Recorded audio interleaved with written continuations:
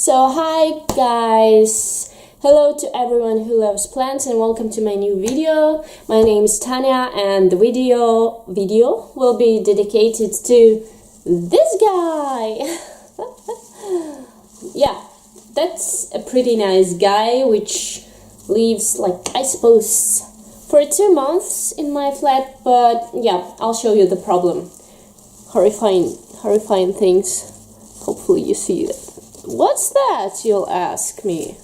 What is that? That's my cat. That's my cat. That's Ziggy, who eats plants, and I once left it on the kitchen countertop like for minutes, literally, but you see what happened. Back to this guy. Have I actually said what's that? That's Phlebodium Aureum mondayanum, or in other words, blue star fern. He's having new growth.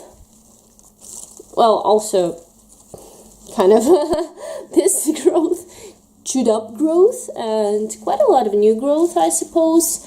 And supposedly he loves living here. Yeah, so this plant actually originates from quite a variety of different climates, and they range from deep swamps to quite humid tropical forests. So what you can say from all of that information is that he actually likes humidity a lot. Phlebodium aureum prefers temperature, like a lot of ferns, not temperature, humidity. Humidity, like a lot of ferns, ranging from 60 to 90%, which is quite a lot. But he doesn't like a direct light, although there's a lot of ferns.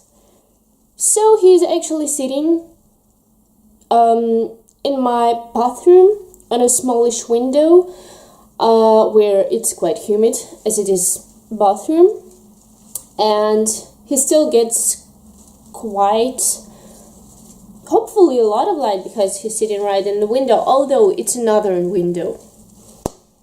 But he does well, and as I said, he's got a lot of new growth. That shows me that he's happy, except the fact that he was eaten.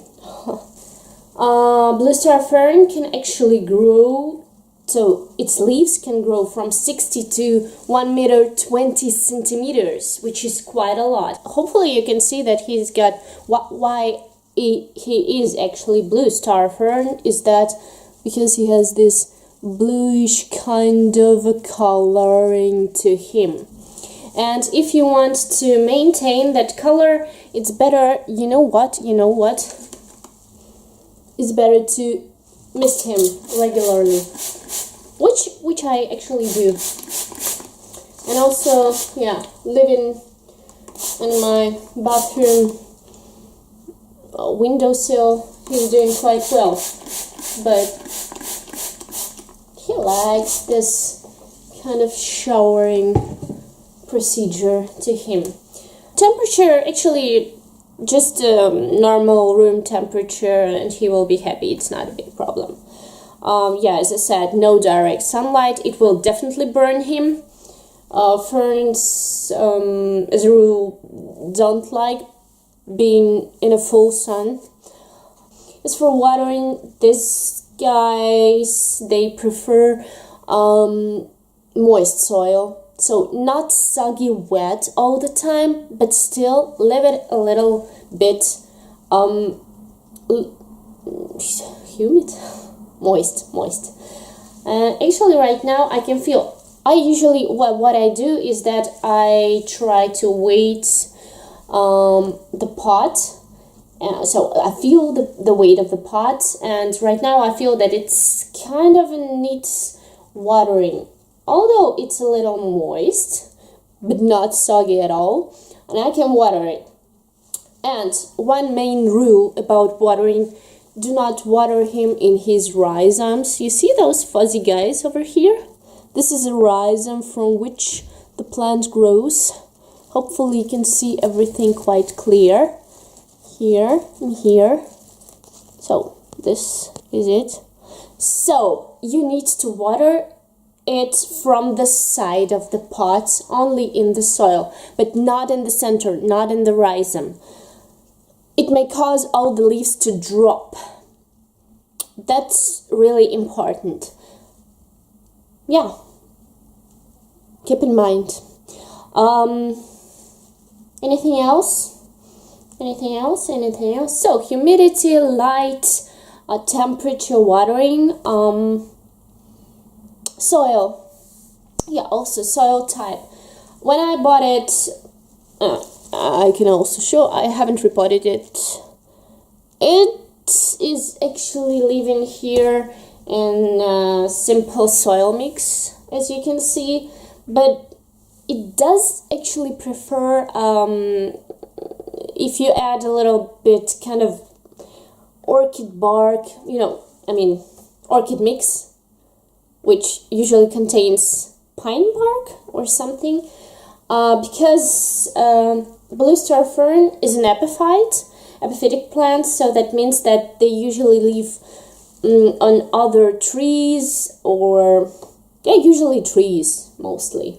So they don't live in soil, what's main. So really dense soil can cause also root rot. So when I'll be repotting it, I'll try and add a little bit perlite and a little bit bark, but that would mean that I will need to water it a little bit also more, because the water will drain quicker than before. Quicker. Such a strange word. Speaking about other ferns, this one is relatively harder to kill. It doesn't drop leaves like other ferns in case of, I don't know, a little bit drought or something. So it's still better to, of course, keep in mind that you need to check the soil all the time, that you need to mist it once in a while, but it's a bit easier to keep this guy at home, and I feel that it looks fantastic. I'm really in love with this beautiful color, beautiful leaves. Yeah, just trying to show it from all of the sides. Yeah, he's really curly and fun. One more point that we need to discuss is fertilizer. Blue star ferns, as a rule, don't need a lot of fertilizer, so don't overfeed them, because I've had this problem, not with that plant, but sometimes I do tend to overfeed. That's why right now I'm diluting the fertilizer as much as I can, just to be sure. And the last thing, as you know, Ziggy has already tried Phlebodium Aureum mondayanum, and I feel like he says that it's tasty and it's not poisonous, although I haven't found some specific information about toxicity on Phlebodium aureum, but in one of the articles I've read that nobody has, I don't know, a lot of information about the toxicity of Phlebodium aureum, but still, as a rule, ferns are non-toxic to pets. Ziggy said yes to that also, so he tried it and he was okay. Because Ziggy has tried a lot of plants and also poisonous, although I'm trying to put them somewhere, but he has this obsession with them, so it's really difficult sometimes. Yeah, by the way, I'll show you him. So here's the character. So you understand. And Ziggy, oh, come on, here we go. He's quite a big cat, and he likes plants. And what he did yesterday is actually that I've hidden all of the plants in his reach. And what he has done. I've cut 2 leaves of alocasia and threw out it in a bin as a garbage.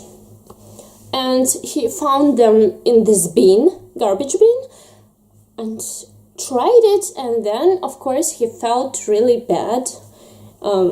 Everything went back out of him, and we were all really sad about it. Anyways, guys, okay, come on. Anyway, we're all saying bye to you. Thanks for your attention. Hopefully I've helped you. Hopefully you'll buy some, or if you have some, I've helped you. If you didn't buy, then definitely go for it if you have all the conditions at your home.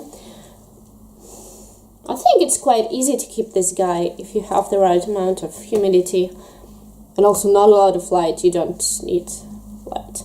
So anyways, thanks and bye. See you later on my channel. Sorry that I haven't posted before. I had 2 pretty busy weeks. Yeah.